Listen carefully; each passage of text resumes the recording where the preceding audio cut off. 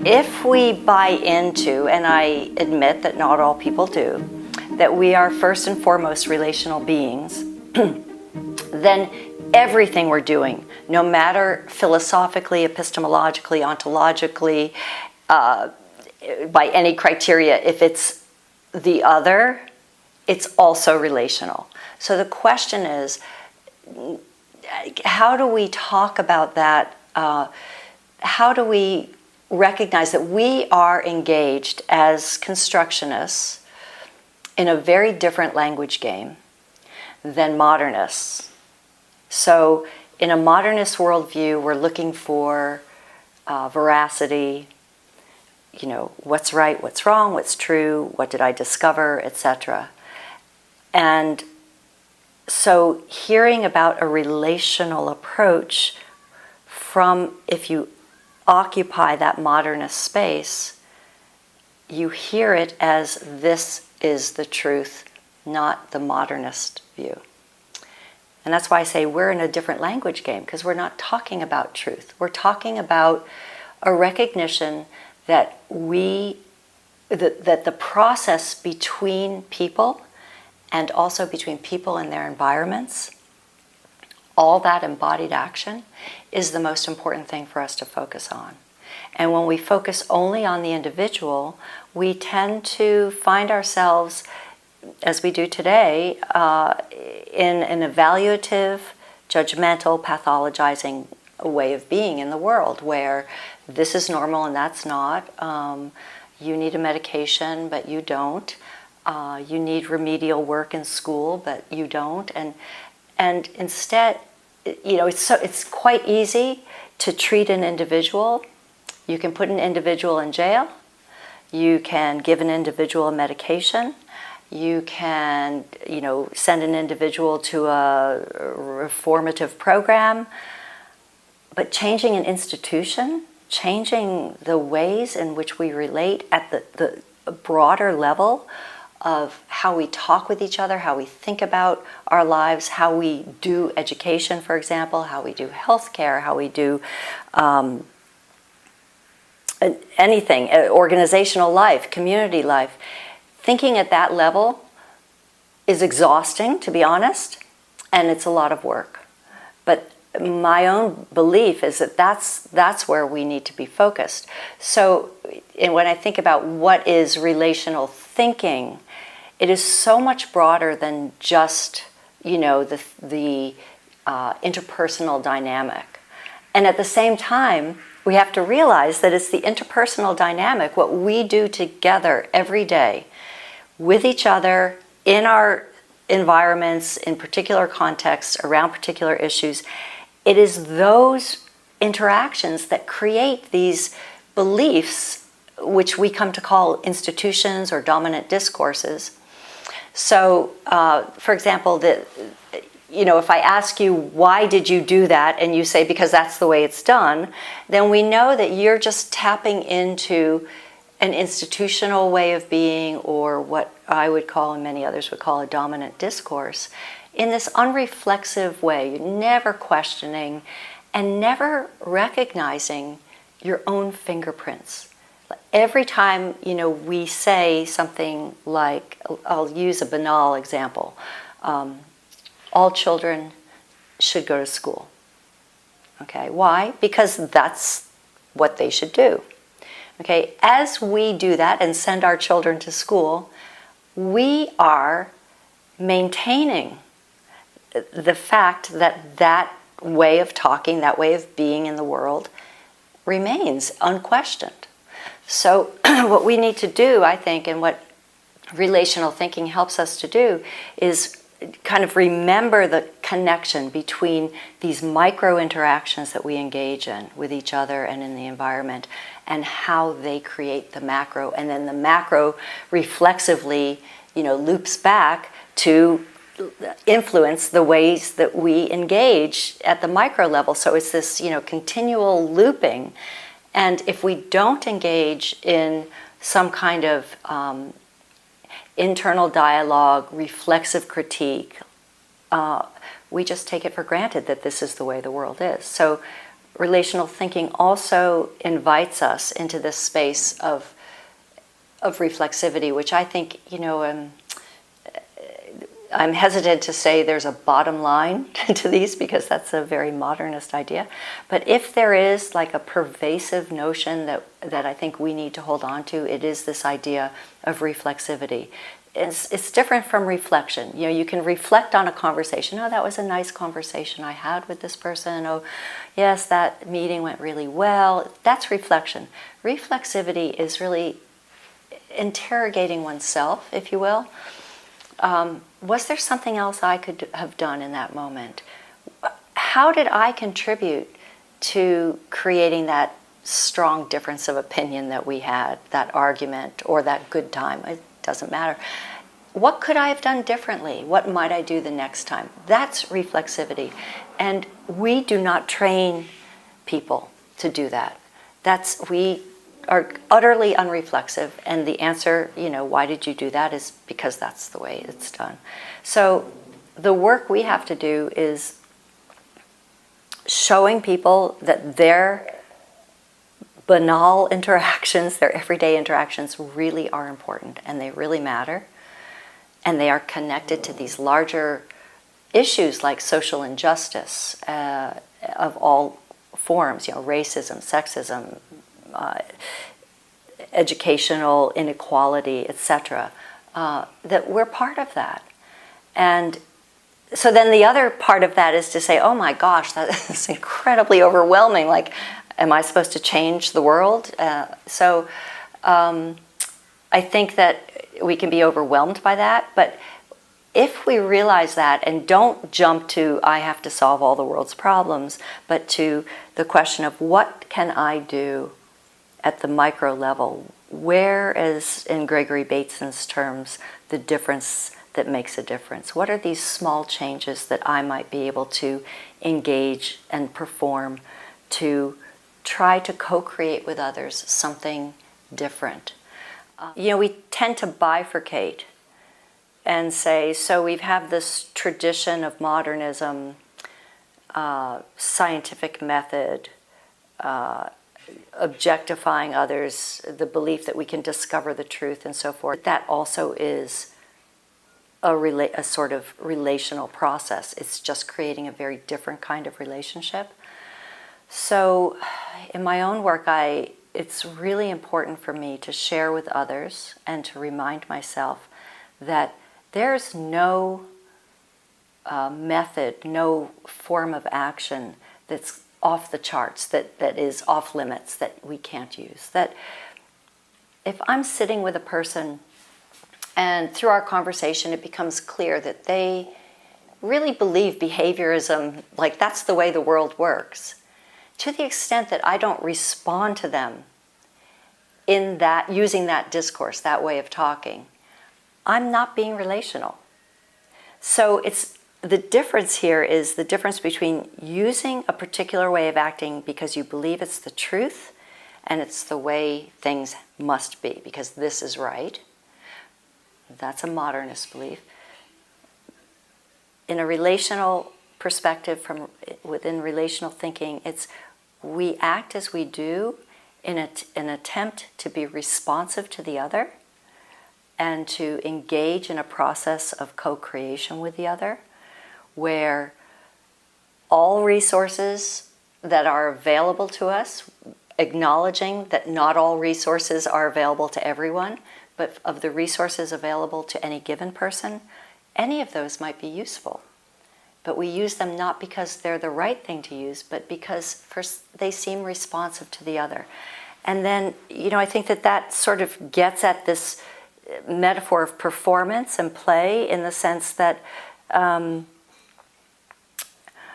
can think I'm being responsive to another and do something, but my actions have no meaning until the other responds. And if the response of the other makes my action something completely foreign to me or not what I anticipated, I can try again. And I think that's also a huge difference because from a traditional point of view, because people, you feel like it reminds me of the film When Harry Met Sally, and in the scene she says something and he says, well, it's out there, you can't take it back. And I think you can, you can try again, and you can do it playfully or you can just do it. But if you use the metaphor of this is a performance, and everything I say or do, every bodily movement, every word or phrase is an invitation to the other. And it's an invitation into a particular kind of performance. But I need you, I need the other in order to engage that performance, to fulfill, to bring that into a reality. So if you respond in a different way, then I can draw upon other resources I have to invite you into the performance I want. And we're constantly negotiating because the other's responses are inviting me into something as well. And so I find this idea of performance and play so useful because it first of all, at a very basic level, which is like common sense, it takes us away from truth, that there's a right way to be. But that's not the most important part of it. The most important part is to realize that we are creating our life stories together. And that is a performance, and it's serious play. To use the metaphor of play can be generative, but also it changes the way we approach each other and the way we approach problems in the world. Like it kind of energizes the imagination, I would say, and gives us the opportunity to think, I don't like this expression, but think outside of the box, to sort of say, okay, like what I should typically do in this moment is this. But what if we created something different together? So maybe if I do this, we could go on in a different way instead of this predictable argument or this predictable discussion or whatever. So many people ask where the individual is in all of this. Are we completely erased and gone and missing? And I really like the way Ed Sampson, a social psychologist, talks about this. He talks about putting aside individualism, that everything that makes me who I am is contained inside me. The body is just a container. And if you want to know who I am, you need to pry inside that container, somehow get that stuff out. He says, no, that's not the way it works. Who we are emerges in our relations with others, first. Second, we're in multiple relations with multiple others, so we have multiple selves. But what he says that's most useful is he talks about our specificity. And I find that for people who, get a little anxious with like, what do you mean I don't have a personality, or I'm not an individual, making my own choices and performing in my own ways and with free agency, free will, and all of that kind of stuff. This idea of specificity can be kind of calming. Like, yes, you have your specificity. You are not like me. Why? Because we have different relations. We move in some similar but some different worlds. And you think about who you are as a person as a confluence, a coming together, like the coming together of multiple rivers, and it's kind of when they come together, it's a very tumultuous zone, right? And that's who you are. You have all these possibilities. And so it's not a giving up of our individuality, it's actually a liberation. And a liberation in general, and also a liberation from having to think, oh, when I was in this conversation, that wasn't really me. I was being duplicitous. I wasn't the person I really am. Well, they're all us. And so when we think of ourselves as not being true to ourselves, not acting in the way we usually are, the question we should be asking ourselves is, whose voice is in our head? Observing how we're acting, and oh, well, that's someone from this community that I am part of, but this is a very different community. And I'm not being duplicitous or untrue to myself, I have all these possibilities. So instead of seeing a movement away from self-contained individualism as a deficit, I actually see it as a liberating benefit, that we can recognize and give voice to the multiple ways that we can be in the world and with others. And there are lots of really good examples of that, like, you're in an argument with a colleague and there's a certain kind of relationship we've established and an identity we've established in that kind of relationship and maybe in that particular context, in that particular topic of conversation. But if we think about the way we talk with a child or a spouse or a good friend and bring that voice in, it actually can change the dynamic of the relationship in a generative way. So we have so many resources, and when we think about ourselves as these stable, unified individuals, we really limit ourselves in terms of what we can do. When we talk about dialogue, there are a lot of problems in talking about dialogue. And one of the most obvious is that it's an overused term now. And people are, you see it all the time. We're having a dialogue on race, we're having a dialogue on gun control, we're having a dialogue on whatever. And what that really means is we're getting together and we're going to have a conversation, or a discussion among a group of interested people. That's not dialogue. Dialogue, I borrow John Stewart and Karen Zedeker's definition of dialogue when they draw heavily on Martin Buber's work. And they say, dialogue is a tensional activity. And the tension is between holding your own ground and letting the other happen to you, as they say. So, okay, let me take a step back. In addition to the overuse colloquially of dialogue, there also is this common sense understanding that dialogue means we're just all happy, we get along, we can come to an agreement, and so forth. And that's why I love their definition, because it's tensional. There's a tension between holding my own ground. So first of all, in dialogue, we are acknowledging we have very strong, very passionate beliefs. We're not wishy-washy. We're not saying, oh, it's okay, you have your view, I have my view, that's all right, we're just different. No, I have my view. I really believe it passionately, and I don't want to give it up. And I think your view is wrong, is evil, is immoral. Anything, all of those. But in dialogue, what I recognize is that my passion for my position is also something that you have for your position. You are passionate about your position. You see your position as rational, coherent, sensible, the only right thing to do. That's what I see in mine. We are polar opposites, completely oppositional, but we share that. We share this passion for our own rationality. That's what it means to hold your own ground and let the other happen to you, that you recognize that. So now all of a sudden, I have my position, and it's almost like there's just like this little sliver of space for yours that I don't agree with at all, but I recognize that for you, you're like me. You really hold on to that tightly.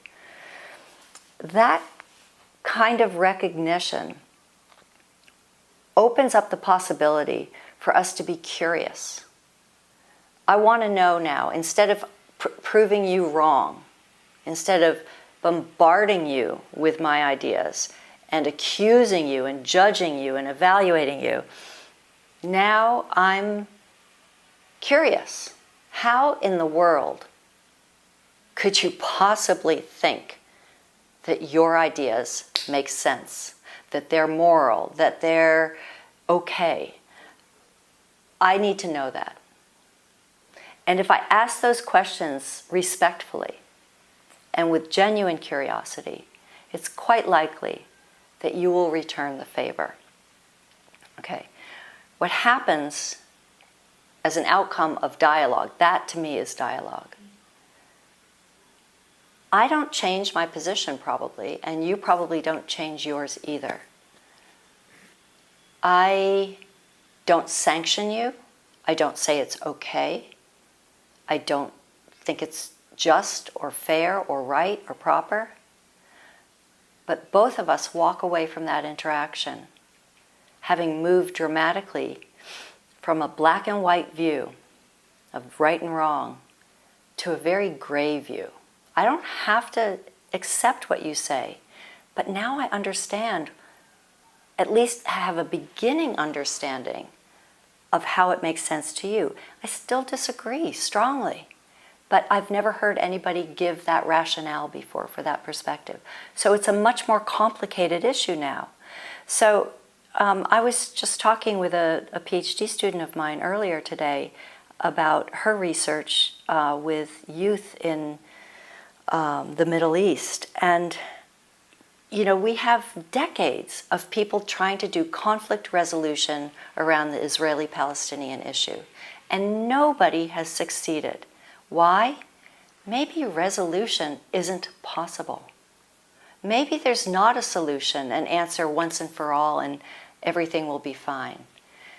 So what does relational thinking offer us? It offers us a different goal, if you will, although I don't like that word. Not resolution, not solving the problem, but can we begin to forge the possibility to have a new way of understanding, to, if you will, complexify the issues that we have simplified, to understand that these are not black and white issues, and to also understand that there's never, ever going to be a universal solution to any problem. But there are still two issues that really need to be considered there. I mean, you know, yes, we want to complexify and so forth, but first, that doesn't mean anything goes. That, you know, once we say, oh, okay, you know, you have your beliefs, this community has their beliefs, they're there, and now I don't agree with you, but I understand. It's okay, anything goes. Not at all. What we have to kind of recognize is that we live in community. We communally construct what we think is just and right and fair and good and all of that. And there are some forms of practice that we being, let's say, the majority of people or a community, think there are some practices we think are unfair and unjust. So if we want to produce change, it's not like, okay, you think killing people and terrorizing people is okay, that's your thing, I don't agree, but that's your thing. No, if we start with dialogue, we have a better chance of transforming communities or people whose actions seem inhumane and unjust. And the way we have to do that is in itself more humane and just, in the sense that instead of imprisoning someone, for example, which we know prison does not create reform, if I approach another who has done something that goes against our kind of civil code with a curiosity to understand, I have invited that person into conversation with me. And the possibility for us to co-create new understanding and new meaning together then is there. Where it's not if we just punish, evaluate, cut off, isolate. We need more connection. And so this is so far from an anything goes perspective. And it is so far from saying, well, I have my values, but I don't want to impose them on you. It's not about imposing. It's about trying to create the conditions if, in fact, our beliefs and values emerge from what we do together and also in our environments. I don't want to leave the inanimate world out of this. Then what we need to do is continue to find ways to interact so that we can create new forms of understanding. So our best way of transforming any form of action that we see as improper, unjust, call it what you will, we need to engage. We need to engage in dialogue, and this relational sensibility gives us the way to do that. Also, the second issue is the issue of moving away from this moving away from two things. Moving away from, as I already said, resolution, finding the solution, solving the problem once and for all, there we go, now we're on to the next thing. That's not going to happen. And the other is to try at all costs to avoid consensus. Consensus can be okay. I need to say that sometimes that's the best we can do, but I am not a fan and I will not advocate for consensus, because in processes of consensus, people come together and they passionately put out what they want. And then through a process of negotiation, everybody starts pulling back, making concessions. Okay, not this, not that. And when people leave that process, leave that conversation, everybody thinks they gave up more than anybody else. And if you feel that way, then you are not invested in following through on the agreements that have been made. So I don't think that's a way to move forward. I think the way to move forward is to bracket resolution, bracket consensus, and find a way to connect with the other with respect and curiosity and generous listening, so that we can keep the conversation going. And in keeping the conversation going, the possibility of creating new understandings emerges.